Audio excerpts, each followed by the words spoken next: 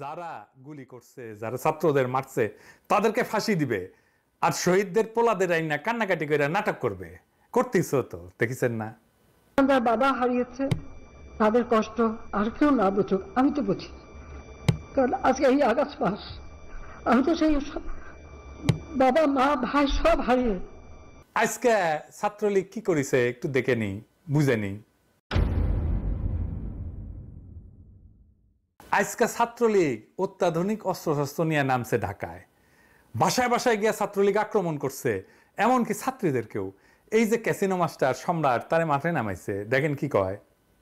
আমরা শুধু এইটুকু বলতে চাই, ইনশাআল্লাহ এই ষড়যন্ত্রকারীরা আগামীকালের মধ্যে তাদের আমরা পরাজিত করে, আপনাদেরকে বলতে চাই, রাষ্ট্রনায়ক শেখ হাসিনা যারা সত্যকারের কর্মী, আগামীকাল সকাল 8টা থেকে আমরা এখানে অবস্থান নেব এবং আপনারা আপনাদের সহযোদ্ধাদের আজকে রাতের ভিতরে সবাই ব্যাপকভাবে আগামীকাল এখানে অবস্থান নেবে।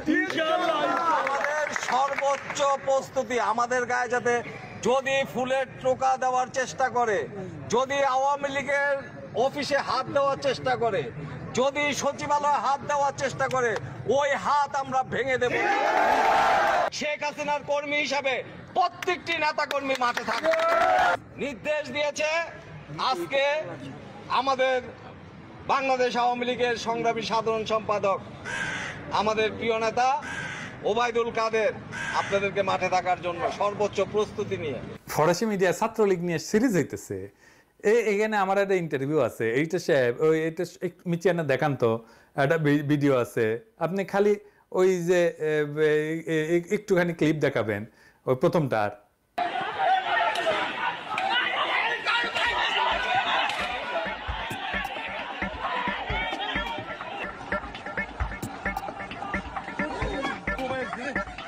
কিছুই বা চেহারা আপনাদের কোনো কিছু গুলিটা খেলে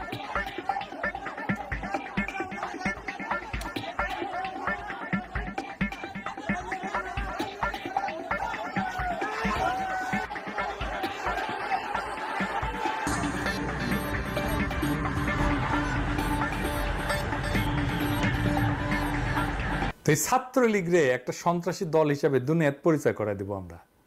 কাজ শুরু হয়ে গেছে, এইগুলা পালানোর রাস্তা পাবে না। হাসিনার দলের লোককলে বহুত মার খেয়েছে। কেমন মার খেয়েছে আমি আর কি কই, পুলিশ কেমন মার খেয়েছে, হাসিনার লোক কেমন মার খেয়েছে, এটা হাসিনার মুখেই শুনি, আমার কওয়ার দরকার নাই। শুনেন, মজা লাগবে, শুনে দেখেন। মেয়ে হয়ে মেয়েদের উপর যে টর্চার, ঠিক পাকিস্তানি আমলে পাকিস্তানি